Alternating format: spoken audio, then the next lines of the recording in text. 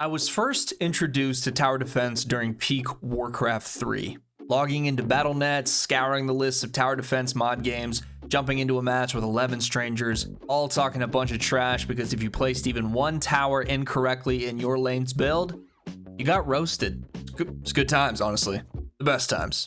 I can't speak to tower defense games' origins, but that was my first introduction. And since then, there have been a ton of iterations and mods or full games, but few do it well. Few do tower defense well. I only just discovered Kingdom Rush in about the last week or so, and since then I've invested about 40 hours. The question is, for the $5 to $10 investment, is Kingdom Rush and its subsequent sequels worth your money, and more importantly, your time? Let's talk about it. Game's description. Get ready for an epic journey to defend your kingdom against hordes of orcs, trolls, evil wizards, and other nasty fiends using a vast arsenal of towers and spells at your command. Fight in forests, on mountains, and wastelands, customizing your defensive strategy with different tower upgrades and specializations. Test your might against bloodthirsty orcs, mountain trolls, evil necromancers, scores of demons, and many, many more. Fight with towers with special abilities that bring a new dimension to the tower defense genre. Rain fire upon your enemies, summon reinforcements, command your troops, your heroes, recruit elven warriors, and face legendary monsters on a quest to save the kingdom from the evil hands of Vesnan.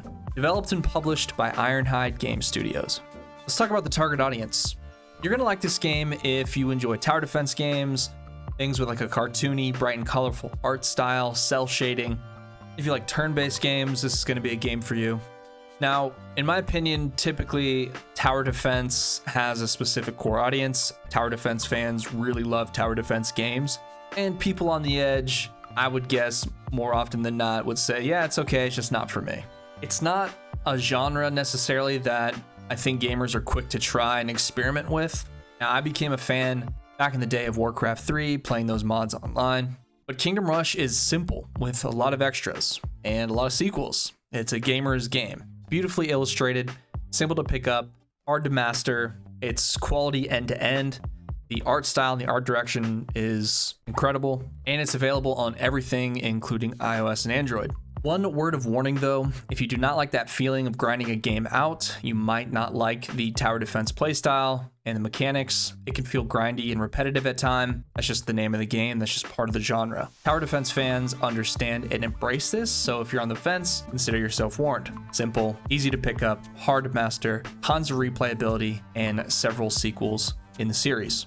If you want simple but challenging gameplay, and you want a lot of replayability, and you want to stretch that value, you might like Kingdom Rush.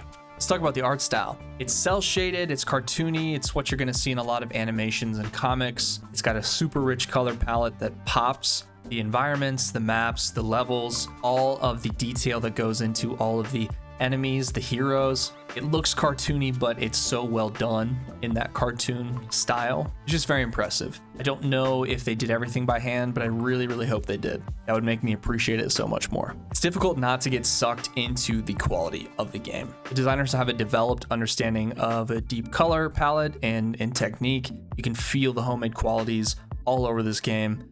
They really, really cared about this product. Let's talk about the combat. Now, this is the fun part. There are 4 towers to construct on fixed locations around each level. Each tower has 3 to 4 basic upgrades with a top end upgrade that gives you a choice for an N tier or S tier tower. For example, the basic arrow tower has an N tier of an arrow tower that shoots extremely fast with lower damage, or a musket tower with high damage, high range, but a much slower speed. Now, once you hit this top tier of the tower, you then again have 2 choices to make as far as investment, because there are additional upgrades. So using the same example, the arrow tower at the highest level has an option to invest into poison damage and also entangling roots, while the musket has an additional increased chance to critical hit, as well as adds sort of a shotgun feature to the tower when people are close. So every tower in the game, every variation of the tower, you get to make that choice at the top and then continue to add upgrades after that. Each one of these upgrades costs more coin,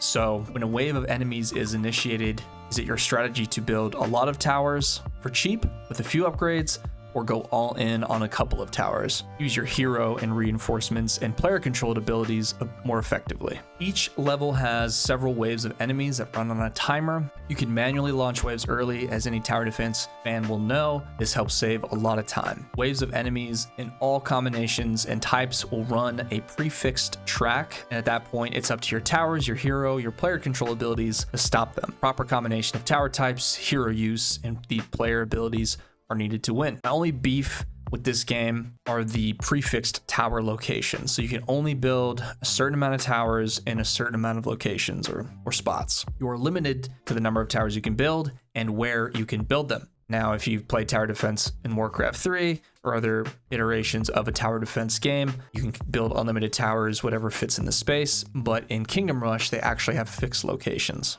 That said, they had to balance the enemies to make sure you can succeed, and every level is possible on every difficulty. Let's talk about the core mechanics.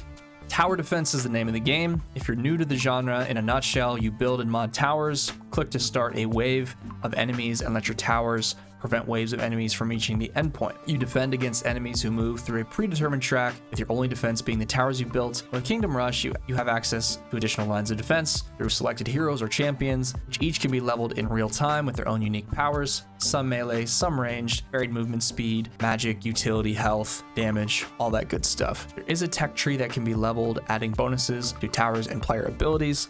You control two abilities as a player, being able to drop mercenaries into rounds for a period of time. This is extremely useful in delaying enemies or preventing that one or two enemies or mobs reaching the end that squeak through your tower defense. There's also a pure damage ability, dropping hellfire onto your enemies. These refresh in real time to be used throughout levels. You have 20 lives, you win the round with lives remaining, and lose the round if you run out. Pretty simple. Kingdom Rush offers a 1 to 3 star rating on each level, difficulty up to veteran per level, a heroic difficulty variation, and an iron difficulty variation, which limits the types of towers you can build. So if there's an extremely effective tower on a level, chances are in the iron difficulty variation, they're going to remove that option for you. As far as replayability, you can play every level several times, several different strategies, several different ways to win, and on several difficulties. Let's talk about the audio. Not much to say here. Y'all know me, I'm not the biggest fan of in-game music. I know. Outside of a certain group of games, sound effects match well. You feel the towers and abilities match the visuals. There is music. It's okay. Sometimes it can feel like it's on repeat, but that's the nature of the game as well. I typically mute music in titles like this so I can put something else on while playing, like watching another stream, watching YouTube or a movie or something. Point being, the audio is not the draw here. Let's talk about the content. There are over 25 levels with heroic, iron difficulty modifiers on each. Up to 3 stars can be earned on each of those levels, depending on if you beat it on easy, medium, hard. There's over 70 achievements, 13 heroes, 20 towers, 60 plus enemy types. There's boss fights, and the game is gonna run you about 20 hours. That's what I would say the average person is gonna hit as far as the time it takes to beat this game, and all of this for under $10 USD. Not to mention there are 4 other titles in the series, so needless to say, if you enjoy yourself, there's a lot to do. You can invest with confidence, and if you really like it, you can buy the next 4 games. Let's talk about the QA. This game can run on a toaster, 0 problems. The game loaded so fast I couldn't even read the menu tips. This game is accessible to everyone, ran on the highest settings, never had a drop in anything, and you can find it on any piece of hardware. So if you haven't guessed yet, yes, the answer is yes. This title is worth your money, it's worth your time. Now, if you're on the fence about tower defense games, this is going to be a great entry for you. It's not too complicated, and there's a lot to offer, and it looks fantastic. I plan on playing the other 4, so those reviews will come out eventually. It's a relatively low risk purchase for you, and the quality reward is extremely high. Tower defense fans will like it. Just know that it can feel repetitive if you're not used to the tower defense playstyle in that genre. You should feel safe with the low dollar cost and the amount of hours you can extract from Kingdom Rush. That's it for me, folks. This is Ghost Stories Gaming. You can find me on all things social under Ghost Stories Gaming or Ghost Plays Games. Don't forget to check out the Midnight Release podcast. You can find that podcast on YouTube or wherever you listen to podcasts. And if you can do me a huge favor, if you got anything out of this video or any other videos like this on this channel, any comments, shares, likes, subscriptions, all of that helps keep me motivated and keep the channel running. Appreciate y'all's time, and I'll catch you on the next review. Peace.